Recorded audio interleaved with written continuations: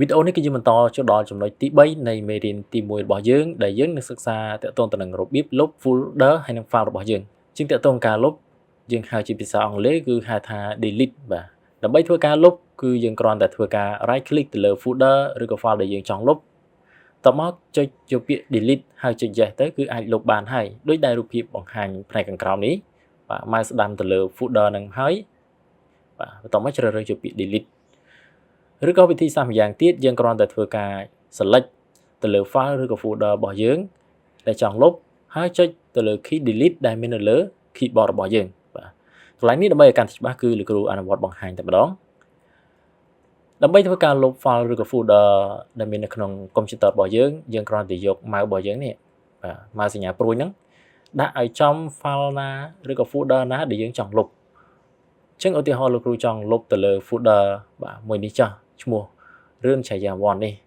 ជាងយើងគ្រាន់តែយក mouse ដាក់ឲ្យចំបែបហ្នឹងហើយយើងធ្វើការ mouse ស្ដាំហើយយកពាក្យថា delete បាទសញ្ញាធុងសម្រាមនេះមានន័យថាយើងលុបបាទចំពោះកុំព្យូទ័រ Windows 10 Windows 7 ឬក៏ Windows 8.1 គឺវាអត់បង្ហាញបែបហ្នឹងទេវាមានពាក្យ delete នៅផ្នែកខាងក្រោមនេះបាទតើតើទៅនឹង Windows 11គឺវាមានសញ្ញាធុងសម្រាមបែបនេះឬបើសិនជាករណីយើងចង់រកពាក្យ delete ក៏បានដែរគ្រាន់តែយើងចុចត្រង់ពាក្យថា zoom option បាទ zoom more option អញ្ចឹងវានឹងបង្ហាញបាទពាក្យ delete នៅផ្នែកខាងក្រោមនេះតែយើងគ្រាន់តែមកស្ដាំចុចទៅលើសញ្ញាធុងសម្រាមនេះទៅគឺអាចលុបបានហើយនេះវិធីសាស្ត្រលុបទី1បាទយើងចុចមកឆ្វេងណាបាទវិធីសាស្ត្រទី2យើងគ្រាន់តែធ្វើការចុចមកឆ្វេង select ទៅលើ folder ហ្នឹងណាបាទចុចមកឆ្វេងមួយមកបន្ទាប់មកចុច key delete បាទនេះ key delete នៅលើ keyboard នៃកុំព្យូទ័ររបស់យើងចុច key នឹងមួយមកគឺអាចលុបបានដែរជាលោកគ្រូឧទាហរណ៍ឲ្យមួយជាលោកគ្រូចុចមកឆ្វេង select មួយហើយឃើញជាប់ select ទេបាទកាលណាជាប់ select យើងចុច key delete នៅលើ keyboard របស់យើងទៅគឺអាចលុបបានដែរបាទឥឡូវលោកគ្រូថយក្រោយវិញលោកគ្រូទៅ folder ហ្នឹងសិនបាទករណីមួយទៀតបើសិនជាករណីយើងចង់ធ្វើការលុប folder របស់យើងម្ដងទាំងអស់តែម្ដងបាទទាំង4នេះ file និង folder នេះជាងយើងមិនចាំបាច់ហត់ mouse ស្ដាំបាទលុបម្ដងមួយបែបនេះទេគឺវាយូរចំណាយពេលយូរអញ្ចឹងយើងគ្រាន់តែធ្វើការ select បាទទាំងអស់តែម្ដងហើយលុបគឺលឿនណាជាងយើងគ្រាន់តែចុចមកឆ្វេងបាទចុចមកឆ្វេងឥឡូវយើងចង់ select ពីឆ្វេងមកស្ដាំក៏បានពីស្ដាំមកឆ្វេងក៏បានឥឡូវលោកគ្រូចង់ធ្វើការ select ពីឆ្វេងមកស្ដាំអញ្ចឹងយើងគ្រាន់តែចុចមកឆ្វេងរបស់យើងនេះបាទចុចមកឆ្វេងរបស់យើងឲ្យជាប់ហើយ select បែបនេះបាទអូសមកផ្នែកខាងស្ដាំមកឬក៏យើងអាចធ្វើការដាក់ mouse របស់យើងនេះពីផ្នែកខាងស្ដាំវិញហើយចុចឲ្យជាប់ចុចមកឆ្វេងរបស់យើងណាឲ្យជាប់អូសវាមកផ្នែកខាងឆ្វេងវិញឬក៏អូសពីក្រោមឡើងលើក៏បានដែរឃើញទេជាងយើងអាចធ្វើការ select បានដូចគ្នាបន្ទាប់ពី select យ៉ាងហើយយើងអាចធ្វើការអីគេចុចបាទ key delete នេះមកជិះវាលុបទាំងអស់តែម្ដងឬក៏នៅពេលដែលយើងធ្វើការ select ទាំងអស់បែបនេះហើយយើងដាក់ mouse របស់យើងឲ្យចំ select កុំដាក់ខាងក្រៅណាធ្វើម៉េចឲ្យចំទៅលើ file ឬ folder ដែលយើងបាន select ហ្នឹងឃើញជាប់ select ហ៎ជាយក mouse ស្ដាំមួយមកហើយយកពាក្យថា delete ជាមានធ្វើការលុបបាទទាំងអស់តែម្ដងឃើញទេបាទឥឡូវលោកគ្រូថយក្រោយវាមួយសិនបាទដើម្បីថយក្រោយយើងចុច control បាទ control នេះឲ្យជាប់ហើយអក្សរសិតណាបាទអញ្ចឹងកន្លែងនេះបើសិនជាករណីយើងចុច control អក្សរសិតអត់មកបង្ហាញវិញទេក៏តតែយើងទៅយកពី recycle bin នេះណាបាទឥឡូវវីដេអូក្រោយគឺលោកគ្រូនឹងបង្ហាញហើយឥឡូវយើងឲ្យយល់តាក់ទងទៅនឹងការលុបសិនទៅបាទតាក់ទងទៅនឹងការលុបមួយទៀតបើសិនជាករណីយើងអត់ចង់ធ្វើការបាទ select ទាំងអស់បែបនេះទេយើងចង់លុបតែ file Microsoft Word ហើយនឹង folder ឈ្មោះថារឿងឆាយានេះមួយអញ្ចឹងទាំងអស់វាមាន2ដែលយើងត្រូវលុបណាអញ្ចឹងយើងត្រូវ select ទាំង2ដែរ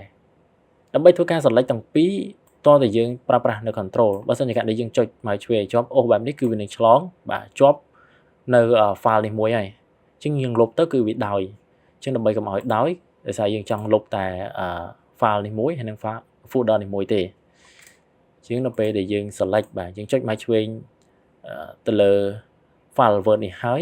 យើងចុច control បាទ control ដែលមាននៅលើ keyboard របស់យើងនេះបាទជាងចុច control មួយណាក៏បានដែរដោយសារ control វាមាន2ណាបាទជាងយើង select បាទចុចមកឆ្វេង select ទៅលើ file Word នេះហើយចុច control ឲ្យជាប់បាទចុច control នេះឲ្យជាប់កុំប្រឡែងណាហើយចុចមកឆ្វេងទៅលើ folder ឈ្មោះរឿងឆាយានេះមួយទៀត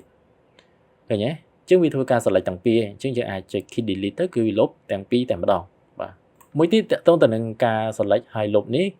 បើសិនជាករណីយើងអត់ចង់ធ្វើការចុចមកឆ្វេងអូសបែបនេះដើម្បី select បាទលុបបែបនេះទេគឺយើងអាចប្រើប្រាស់ shift ឥឡូវលោកគ្រូចង់ select ទាំង4នេះតែម្ដង folder ហើយនឹង file ទាំង4នេះជាងយើងគ្រាន់តែ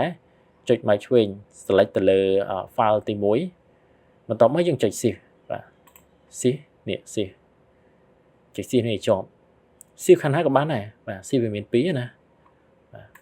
តែពេលច្រើនយើងប្រើប្រាស់ shift ផ្នែកខាងឆ្វេងមកណាបាទយើងចុចមកឆ្វេងមួយទៅលើ file ដំបូងគេបន្ទាប់មកចុច shift ឲ្យជាប់ហើយចុចទៅលើ folder ខាងចុងគេបាទចុចមកឆ្វេងមួយទៀតមកគឺវា select ទាំង4ណាបាទជាបើសិនជាករណីយើងចង់ select ទាំងអស់បាទ select ទាំងអស់យើងចុចមកឆ្វេងបាទទៅលើរូប DPC នេះមួយមកហើយបន្ទាប់មកចុច shift ឲ្យជាប់បាទចុច shift របស់យើងនេះឲ្យជាប់មកហើយចុចទៅលើរូបភាពផ្នែកខាងក្រោមគេបាទចុច shift ឲ្យជាប់ណា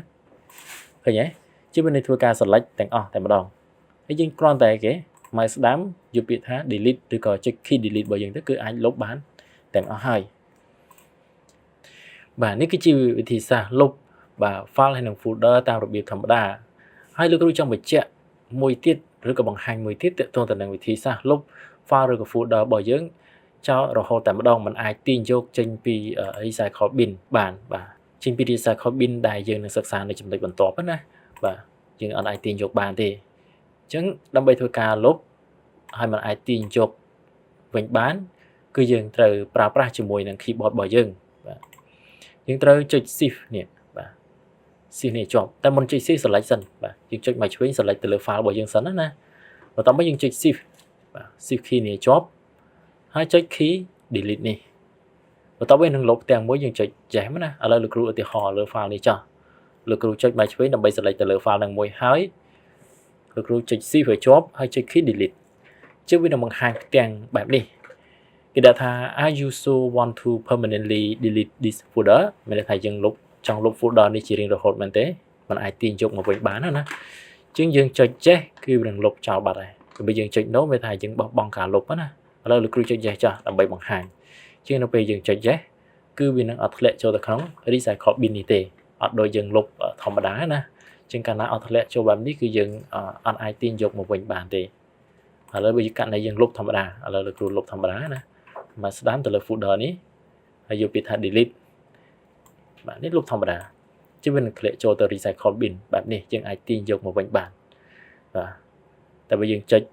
delete ដោយចុច key shift នេះជាប់ហើយចុច delete គឺมันអាចទាញយកវិញតាមរយៈ recycle bin នេះបានទេបាទអញ្ចឹងដើម្បីឲ្យកាន់តែច្បាស់ទាក់ទងទៅនឹងការទាញយកនៅ file ឬ folder ដែលយើងបានលុបចេញពី recycle bin នេះគឺយើងនឹងសិក្សានៅចំណុចទី4បាទបន្ទាប់ជាចំពោះវីដេអូនេះគឺលោកគ្រូសូមបញ្ចប់ប៉ុណ្ណឹងបាទសូមអរគុណ